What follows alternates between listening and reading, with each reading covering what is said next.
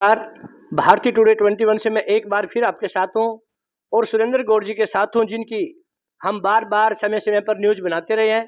गौड़ साहब, वर्तमान जैसे बिल्कुल निकट भविष्य में होने वाले लोकसभा चुनाव की आहट सुनाई दे रही है और आप बहुत संघर्ष अपने जिले करनाल में करते दिख रहे हो, तो आप अपने आप को किस पायदान पर मानते हो और कांग्रेस पार्टी से आपको क्या उम्मीद है?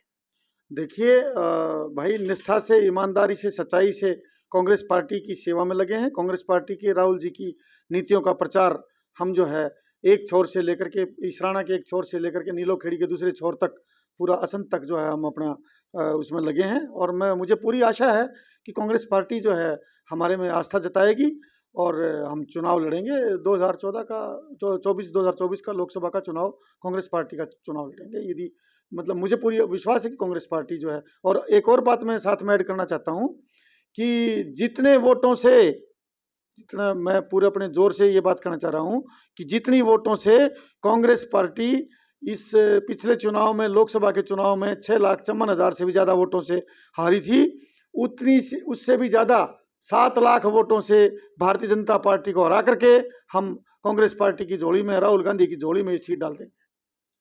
तो जैसे, हाँ, ये बात आपने बहुत अच्छी कही है जी। पिछली बार भारतीय जनता पार्टी ने हरियाणा की 10 सीट जीती थी, तो आपको इस बार क्या उम्मीद है कि कांग्रेस पार्टी उस 5 साल में कितनी मेहनत की है उन्होंने कि वो कितनी सीटों पर बैठ आएंगे? 10 की 10 सीटें जीतेंगे, 10 की 10 सीटें जीतेंगे।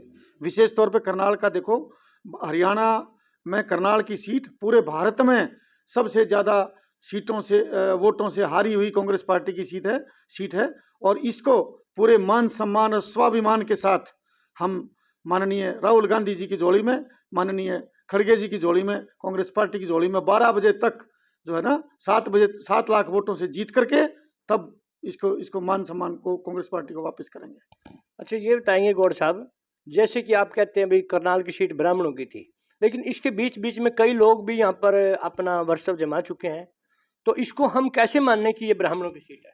देखिए, पहली बात तो एक जाति से कोई भी चुनाव नहीं जीता जाया करता। ये सच्चाई बात है कि ब्राह्मण इस सीट पर ज़्यादा से ज़्यादा जो है जीतते रहे हैं और अधिकार भी बनता है, क्योंकि भाई हरियाणा में पहली बात तो कम से कम एक सीट तो जो है करनाल की सीट ही ब्राह्मण की सीट के नाम से जानी जाती रही है। लेकिन ये 7-8% हम ब्राह्मण हैं, 2.5 लाख के करीब हमारी वोट है। प्लस जो ब्राह्मण जिनको हैं ब्राह्मण लेकिन ओबीसी में डाल दिया गया है, जैसे गोसाई है, जैसे जो है दूसरी जातियां हैं, जांगड़ा ब्राह्मण्स हैं, दूसरे जो ब्राह्मण्स हैं, वो टोटल मिलाकर के 14-15% बैठते हैं।